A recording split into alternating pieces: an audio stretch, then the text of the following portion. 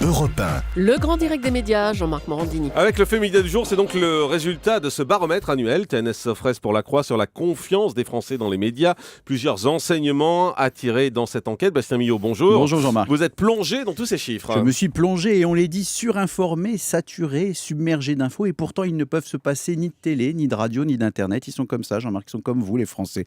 Sondés depuis plus de 25 ans par TNS Sofres pour la Croix et les patrons de chaînes qui nous écoutent ce matin peuvent être rassurés. Les Français restent fidèles à leur poste de télévision pour s'informer. C'est le premier enseignement de cette enquête. La télévision reste le premier média auquel les Français ont recours, devant la radio, Internet et la presse quotidienne. Assez largement la télévision, puisqu'elle est le premier média auquel ils ont recours à 69%. La radio, qui arrive deuxième, n'est qu'à 33%. On notera quand même la montée en puissance d'Internet comme média de complément. Les Français préfèrent utiliser à 35% Internet pour comprendre un sujet de fond ou avoir des explications détaillées sur un événement. C'est le succès des moteurs de recherche. Mais alors, la bonne nouvelle du matin, et celle-là on la garde spécialement pour nous et pour les patrons d'Europe 1, c'est que les médias auxquels les Français font le plus confiance et qu'ils jugent le plus fidèles à la réalité, et ça arrive largement en tête, ça reste la radio. Merci les amis. Radio à 54%, devant la presse écrite 50%, la télévision 48% seulement et Internet à 35%. Alors, le sondage met aussi en lumière l'avis des Français sur le traitement de l'information. Oui, et là, c'est particulièrement intéressant pour comprendre les phénomènes de saturation, d'hypermédiatisation et d'hypercommunication qu'on a souvent évoqués dans cette émission. Les trois sujets dont les médias ont trop parlé de l'avis unanime des Français, je vais vous les donner, Jean-Marc, et vous allez voir, ça va s'éclairer.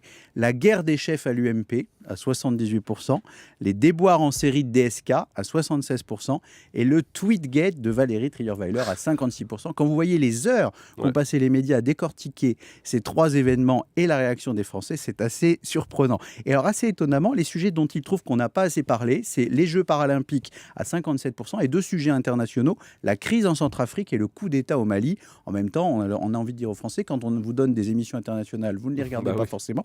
Donc, c'est toujours gentil de dire qu'on n'en a pas assez, mais il faut aller regarder ou écouter. Exactement. Ça fait partie à ces sondages où les Français demandent toujours des émissions culturelles, mais personne ne les regarde. Exactement. En fait, hein. Alors, un autre sujet d'étonnement, et ça, je suis sûr que ça vous amusera aussi, c'est que les Français estiment que François Hollande est moins bien traité par les médias que Nicolas Sarkozy.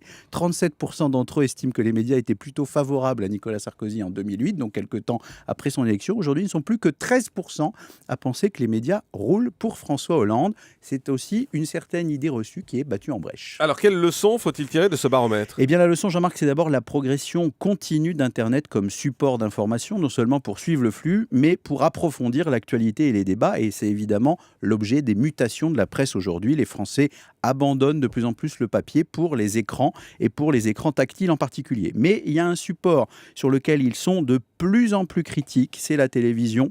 Et en même temps, ils ont un recul assez salutaire sur la télévision. Ils ont tendance à se trouver de plus en plus sceptiques, à dire que la télévision ne restitue pas assez bien l'information par rapport notamment à la radio et à la presse écrite. Et les plus dubitatifs, c'est ça qui est étonnant, sont paradoxalement les plus jeunes, alors qu'ils sont les plus friands de programmes. On notera quand même, et ça c'est la bonne nouvelle pour terminer, un vrai attachement des Français à l'info. Ils estiment qu'une crise des médias représenterait un grave risque pour la démocratie en France à 66%. Bref, Jean-Marc, curiosité renforcée, recul salutaire et intérêt croissant sont les trois attitudes des Français vis-à-vis des médias. Ça tombe bien, c'est ici sur Europe 1 que vous en parlez tous les jours depuis 10 ans. Merci de votre fidélité. On repart pour 10 ans. Merci beaucoup, quel optimiste, Bastien Millot.